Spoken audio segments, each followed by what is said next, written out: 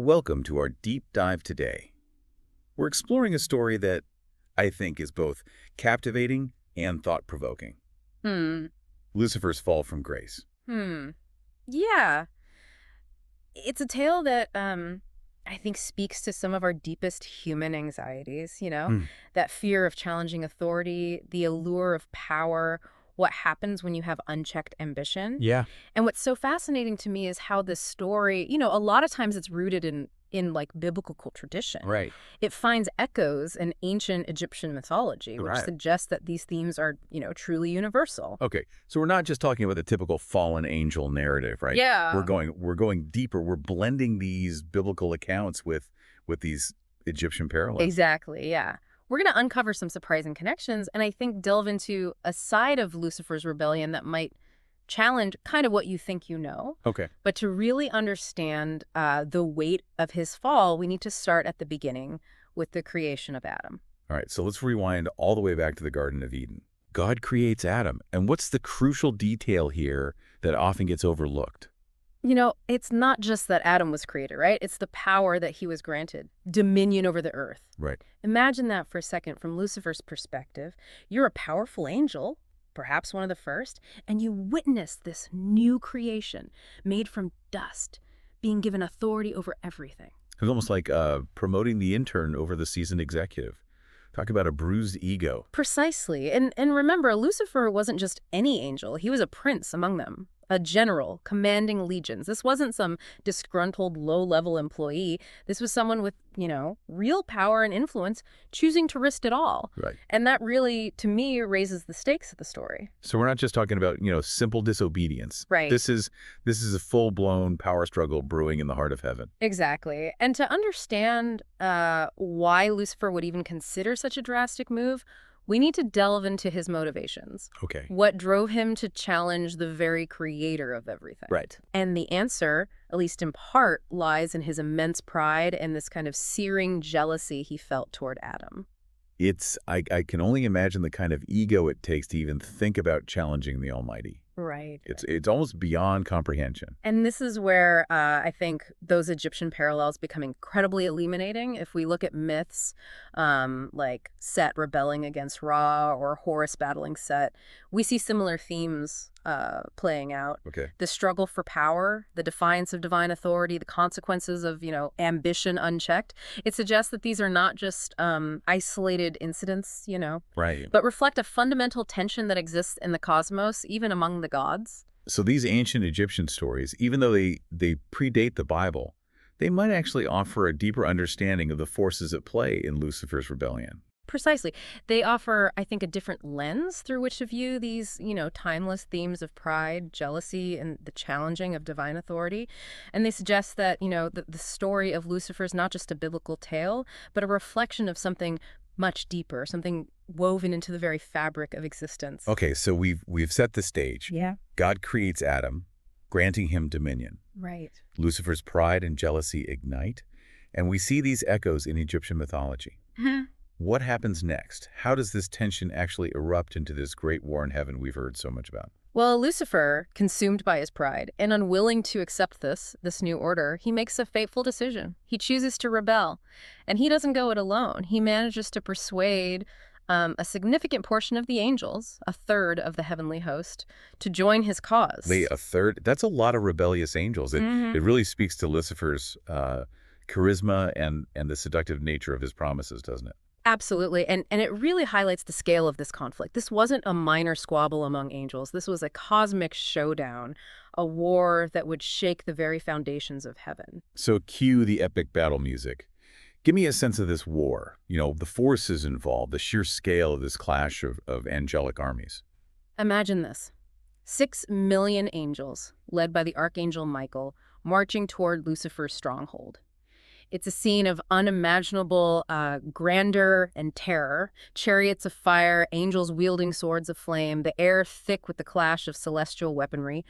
Our sources describe Lucifer himself as a gigantic being radiating power, leading his legions in a furious charge against Michael's forces. Okay, that's definitely not the Sunday school version of the story. Right. This sounds more like something out of Lord of the Rings. And just like in those epic tales, the outcome of this war hangs in the balance. For a while, it seems Lucifer might actually prevail. His strength is immense and his forces are relentless. But then something extraordinary happens, a twist that I think highlights the true nature of this conflict. I'm on the edge of my seat. What happens? What turns the tide of this battle? Well, as Michael's forces are pushed back, almost on the verge of retreat, they receive a divine gift, a cross of light. Okay. This cross, according to ancient Egyptian legend, bore an inscription, "In the name of the Father, the Son, and the Holy Ghost." And armed with this symbol of divine power, Michael's angels find their strength renewed. They push back against Lucifer's legions, finally gaining the upper hand. Hold on. A cross of light. It sounds almost like a magical artifact from a fantasy novel. It's a potent symbol, isn't it? Yeah. And while the exact nature of this cross remains shrouded in mystery, its impact is undeniable. It represents divine intervention, a clear sign that God is not a passive observer in this conflict. Right. He is actively supporting those who remain loyal, even in the face of overwhelming odds. This changes everything, doesn't it? Yeah. It's not just a battle of strength anymore. It's a clash of ideologies, a conflict between those who seek to usurp power and those who trust in a higher authority. Right. And ultimately, that higher authority makes its presence felt in a dramatic way. Precisely. And it begs the question, what truly gives power in these situations? Is it physical strength, strategic cunning, or is it something else entirely? Something like faith, obedience, a connection to a divine purpose. This is where the story of Lucifer's fall becomes so much more than just a battle between, good and evil. It becomes a reflection on the nature of power itself. And what a cliffhanger. We've got this epic battle raging, divine intervention tipping the scales, and Lucifer, with his immense pride and power, facing a force he clearly underestimated. What happens next? Does he surrender? Does he double down? I can't wait to find out in part 2 of our deep dive. So we left off with Lucifer facing defeat in this great war. Right. But it's not just a story about like a battle lost, right? It's about the consequences of these choices. These choices driven by pride and ambition. What happened to Lucifer after this divine intervention, after this cross of light shifted the balance of power? Well, the defeat was swift, and it was decisive. Armed with that cross of light, Michael and his forces, they just drove Lucifer and his legions right out of heaven. Wow. And this wasn't, like a negotiated surrender. It was a full-blown expulsion, a casting out from the realm of divine grace. So this is the iconic fall from grace that we've all heard about. But it wasn't just like a change of address, was it? What happened to Lucifer like in this fall? It's described as like a transformation, almost like a corruption of his original nature. Okay. Lucifer, that radiant morning star, he became Satan, a figure associated with darkness, temptation, and rebellion. His angels, once beings of light, they became twisted reflections of their former selves. It's almost like a spiritual devolution, a descent from the heights of divine grace into the shadows of rebellion and defiance. Exactly. And this wasn't just about appearances. Yeah. This was a fundamental shift in their relationship with God. Yeah. They went from existing in harmony with that divine will to being in direct opposition to it, completely cut off from the source of their power and light. So they traded their place in the heavenly realm for what? What did Lucifer gain from this rebellion? That's a question that has haunted theologians and philosophers for centuries. Yeah. Some see it as like a quest for power, a desire to like literally usurp God's throne. Right. Others interpret it as like a struggle for autonomy, a rebellion against what they perceived as like limitations placed upon them. But wouldn't true autonomy, wouldn't true freedom come from aligning oneself with the divine will rather than opposing it? That's a fascinating perspective. Yeah. And it gets to the heart of, I think, what makes this story so compelling. It forces us to grapple with those fundamental questions about the nature of free will, the allure of power, and the consequences of defying divine authority. Yeah.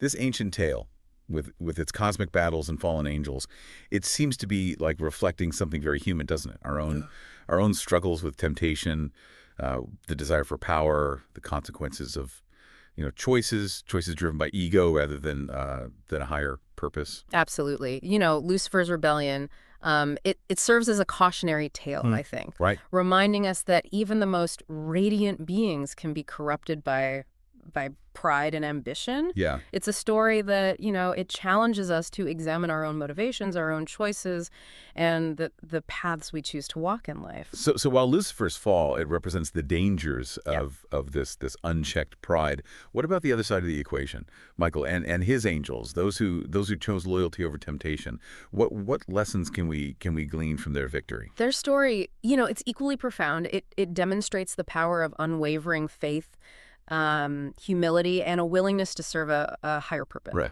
Michael and his angels, they didn't win simply because of their strength or their numbers. Right? Right. It was their unwavering commitment to God's will that empowered them, that gave them the strength to persevere. It's a reminder that true strength doesn't always come from brute force or ambition, but from aligning ourselves with something greater than ourselves. Yeah. A cause worthy of our dedication and sacrifice. Precisely. And it raises, I think, an intriguing question about the nature of justice. We've witnessed Lucifer's fall, his transformation into Satan, the adversary. But is this the end of his story? Is there a final judgment, an eternal punishment awaiting him? Or is there a possibility, however remote, for redemption? That's a question that has sparked endless debate, Right. hasn't it? Yeah. Some traditions, they depict a fiery hell, a place of eternal torment for the fallen angels. Others suggest a more nuanced outcome, a possibility for reconciliation, however distant it may seem. It's a testament, I think, to the complexity of these ancient stories that they leave room for such, varied interpretations. They invite us to grapple with those profound questions about the nature of divine justice, mercy, and the possibility of redemption, even for those who, seem irredeemably lost. So we've explored the consequences of Lucifer's fall, the triumph of those who remained loyal, and even touched upon like the mysteries of divine justice. Yeah. But I'm left wondering, like, what about us? What does this ancient tale with its cosmic battles and fallen angels have to say about our lives here and now? How can we like apply these lessons, these warnings to our own journeys? We've been like really digging into this whole story of Lucifer's rebellion and that dramatic fall from heaven. But I keep coming back to, this isn't just about like one angel's ambition and pride, is it? It really speaks to like this fundamental choice we all face, right? Yeah, it's about looking at those two paths. Like you have the path of self-elevation, Right. Lucifer's story, Right. but then there's the path of service and humility. And what's so interesting is those who stood firm, against Lucifer's rebellion, they offer a really powerful counter-narrative. Yeah, they weren't like just passive bystanders. Right. They actively chose loyalty over temptation. Right. Choosing to like defend that order of creation even when it meant going up against, what seemed like impossible odds. And their victory, it wasn't just about military might. Right. It was fueled by something deeper. It was this unwavering belief in God's goodness and power. That was their source of strength, their shield against those like seductive whispers of rebellion. So in a way, I mean, Michael and his angels, they kind of embody a different kind of power, don't they? Yeah. Not the power that comes from like dominance or control, but like the power from surrender, alignment with this higher purpose. It's almost like paradoxical. It is, and it really challenges, our typical idea of what power is. We often associate it with dominance, right?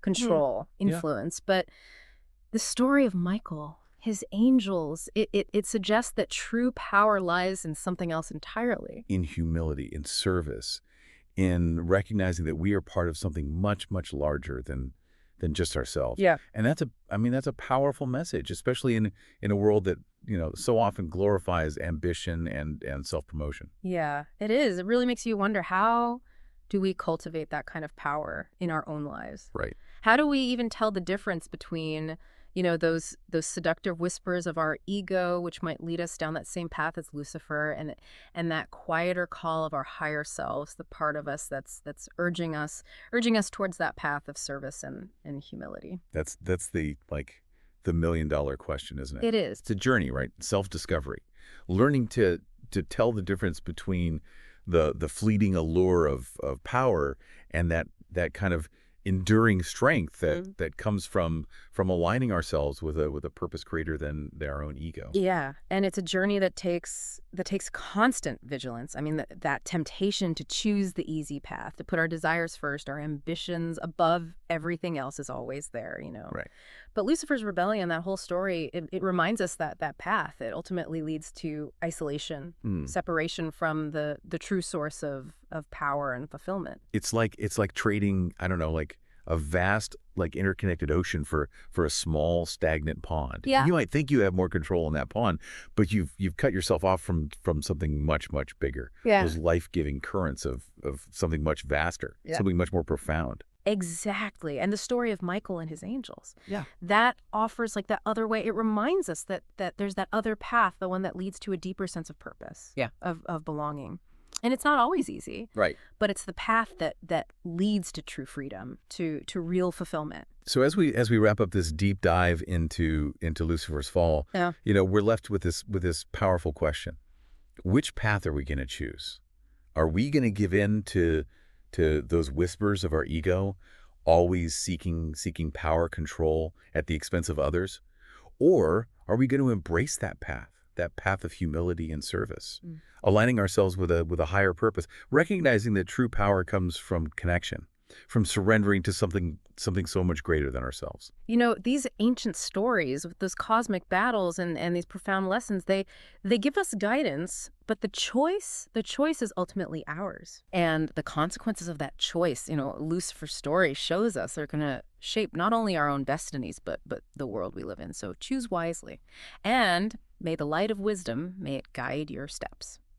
Thank you for joining us on this deep dive into such an ancient tale, a Mm. tale that still, I think really speaks to the choices that we all face, the power we have, the paths we choose. I hope this has sparked some reflection for you, maybe even a bit of soul searching, because ultimately the greatest battle, the most epic struggle, it's the one we wage within ourselves. Until next time, keep seeking the light.